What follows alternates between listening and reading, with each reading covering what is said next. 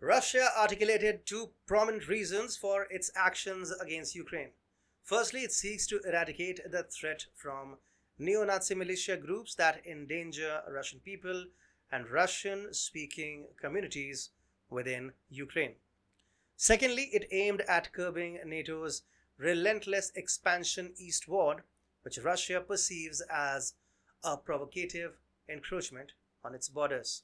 Russia asserts that neo-Nazi groups such as the Azov Battalion have engaged in severe brutality and xenophobia, specifically targeting ethnic Russians and creating a hostile and dangerous environment. These groups are accused of perpetrating violence, intimidation, and discrimination against Russian-speaking individuals, fostering hatred towards ethnic minorities and exacerbating regional tensions. The United States' decision to lift the ban on supporting the Azov Battalion starkly reveals its hypocritical foreign policy. Despite positioning itself as a global champion of human rights and democracy, the US now backs groups that fundamentally oppose these same values.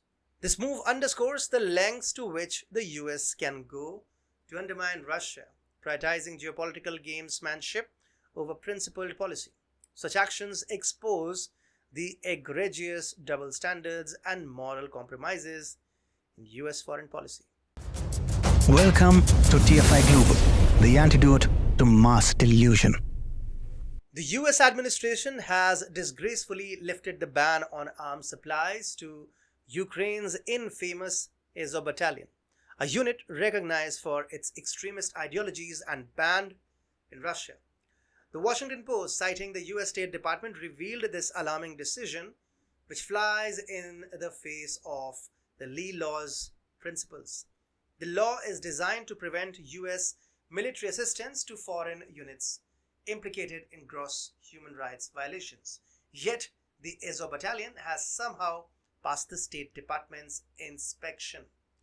This reversal of a decade-old prohibition is not just a bureaucratic shift, but a profound moral failure. The US has removed restrictions on providing weapons and training to the Azov Brigade, a unit that has long been under scrutiny for its disturbing affiliations and conduct.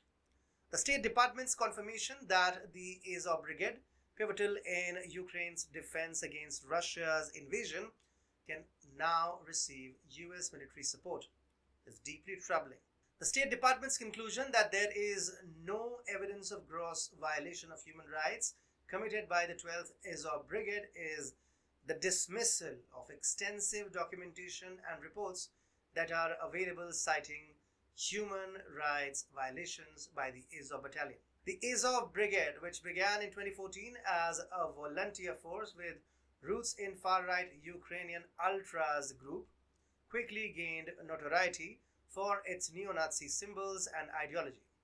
By 2015, it was integrated into Ukraine's National Guard, a move that many criticized as legitimizing extremist elements within the military. Previously, US assistance to the Azov unit was rightfully barred under the Leahy Law due to concerns about its founder, Andrei Beletsky. These concerns were not baseless. The Azov Brigade's use of symbols associated with Nazism and its far-right xenophobic stances were well documented. Russia's aim of protecting ethnic Russians and Russian-speaking communities from these neo-Nazi elements, particularly in regions like Donbass and Crimea, is rooted in these disturbing realities. The Azov Battalion's notorious reputation includes allegations of torture, civilian abuse, and excessive brutality since its inception. The lifting of the ban suggests a troubling trend where previous restrictions on military aid to Azov were already weakening as its fighters joined Ukraine's National Guard or formed new paramilitary groups. The Azov Brigade statement on social media declaring this as a new page in history underscores the reckless nature of this decision. Their assertion that US weapons and training will enhance their combat abilities and protect personnel is a chilling reminder of the potential consequences of this policy shift. In 2022, Russia's top court designated the Azov unit as a terrorist group, reflecting deep-seated concerns about its activities and affiliations. Kremlin spokesman Dmitry Peskov's comment that Washington will go to any lengths to oppose Russia, even associating with neo-Nazis.